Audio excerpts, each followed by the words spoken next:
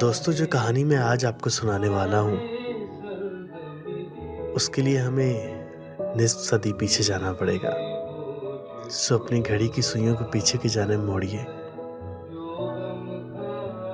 اور چلتے ہیں 1947 کی طرف، جس کی کہانیاں ہمیں مختلف کتابوں میں، موویز میں شاید سننے کو ملتی رہتی ہیں، لیکن آج کی جو کہانی میں آپ کو سنانے والا ہوں وہ کہانی کسی ایک اوشا کی نہیں ہے۔ وہ کہانی لاکھوں لوگوں کے جذبات، ان کے دکھ، ان کی حسرتیں بیان کرتی ہے۔ وہ کہانی انڈیا کے گاؤں سمانا، ریاست پٹیالہ کی ہے۔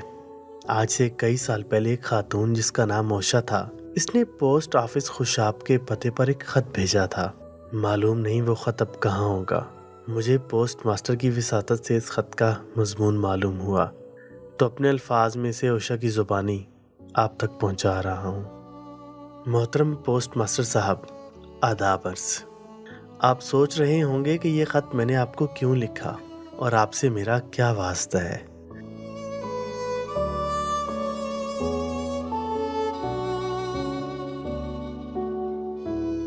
جی تو سنیے، آپ کے پاس بہت سے ہرکارے یعنی ڈاکیے ہیں جو خوشاب کے مختلف محلوں میں دنیا بھر سے آئی ہوئی ڈاک پہنچاتے ہیں۔ انہی ہرکاروں میں ایک ہرکارہ بہت خوش قسمت ہے جو روز اس دربار کی زیارت کر کے آتا ہے جس کی زیارت کو تاعمر میری نگاہیں ترستی رہیں۔ محلے سے مراد گلی ملکہ والی ہے اور دربار سے مراد اس محلے میں واقع میرا وہ گھر ہے جس کی خوشبو کے جھرونکے ہر ساتھ میرے دل پر دستک دیتے ہیں۔ اپنے ہرکارے سے کہیے یا خود تشریف لے جائیے۔ آپ ملکہ والی گلی میں داخل ہوں، دائیں طرف سے مکان گنیے۔ جب آپ 10ویں دروازے پر پہنچیں گے تو اپنے قدموں کو روک لیجیے۔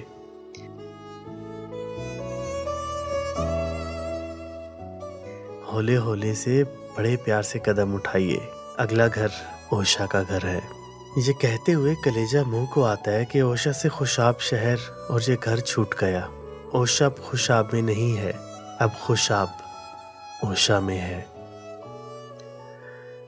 پوسٹ ماسٹر صاحب، آگے کا خط اس گھر کی نئی مالکن کے نام ہے۔ آپ دروازے پر دستک دیجئے، اس گھر کی مالکن تک میرا خط پہنچائیے۔ آپ کی بڑی مہربانی، آپ کی نوازش، آپ نے میرا خط اس گھر تک پہنچایا۔ میری بہن، کاش میں آپ سے ملی ہوتی، کاش میں نے آپ کو دیکھا ہوتا۔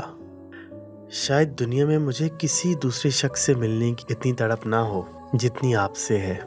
جس گھر میں آپ رہ رہی ہیں، یقین جانیے آپ بڑی خوش قسمت ہے کہ آپ کو رہنے کے لیے اوشا کا گھر ملا۔ مجھے تو یقین ہی نہیں آتا کہ خوشاب مجھ سے چھوٹ گیا ہے۔ صبح کو جب بھی جاگ آتی ہے تو ایسا محسوس ہوتا ہے کہ جیسے میں خوشاب میں ہوں۔ پھر دھیرے دھیرے حقیقت کھلتی ہے، میں خوشاب سے بہت دور سمانا میں ہوں۔ درمیان میں نہ جانے کتنے دریا ہیں، کتنے پہاڑ ہیں، صحرا، شہر اور آبادیاں ہیں۔ کبھی سوچا بھی نہیں تھا کہ وقت ہمیں ایسا پلٹا دے گا۔ بہت جی کرتا ہے کہ پر لگ جائیں اور میں شاید اب تو عمر بھر ہی ارمان پورا نہ ہو، عمر بھر اسی کسک اور حسرت سے جینا پڑے۔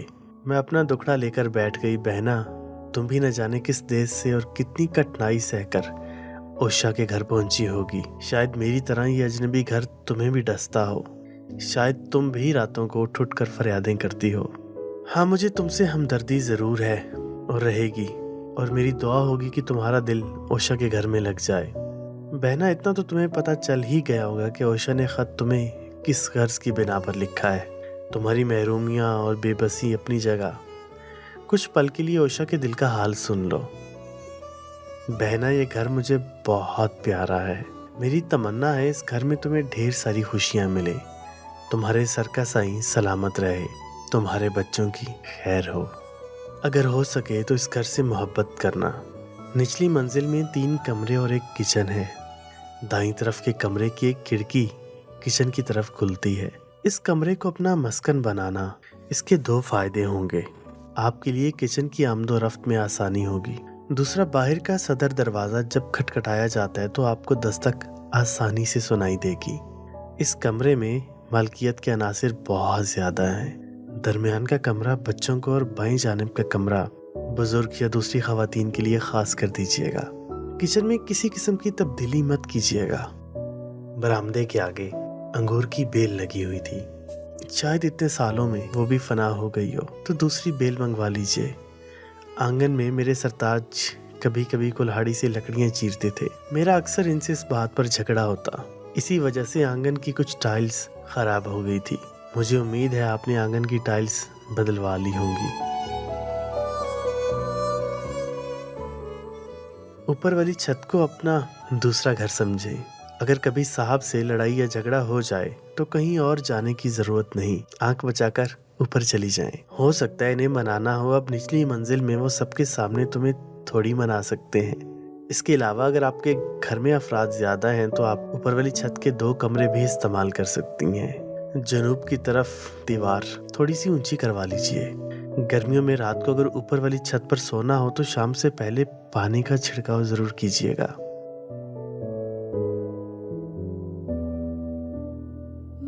मुझे उम्मीद है आपकी दाएं बाएं और सामने वाले पड़ोसी सभी बहुत अच्छे होंगे। दिन और रात में एक आध मर्तबा इनसे सलाम दुआ जरूर कीजिएगा। उषा की रूह चूंकि अभी तक वही है, इसलिए इससे भी मिलती जुलते रहिएगा। इससे शायद उषा को कुछ करार आ जाए। साल के बाद हम अपने घर की चूना सफाई करते थे। मुझे दरवाजों के लिए हरा रंग पसंद था और साहब को गुलाबी। तो तय हुआ था कि एक साल दरवाजे हरे रहेंगे और अगले साल इन पर गुलाबी पेंट होगा। कमरों के अंदर हल्के सब्ज रंग की मिट्टी का ब्रश दिया जाता। तमाम कमरों में बर्तनों के लिए कांसी और बावर्ची खाने में एक बहुत बड़ा नेमत खाना मौजूद था। नेमत खाने की जाली बहुत मजबूत थी। मुझे उम्मीद है इस नेमत खाने को 100 साल तक कुछ नहीं होने वाला।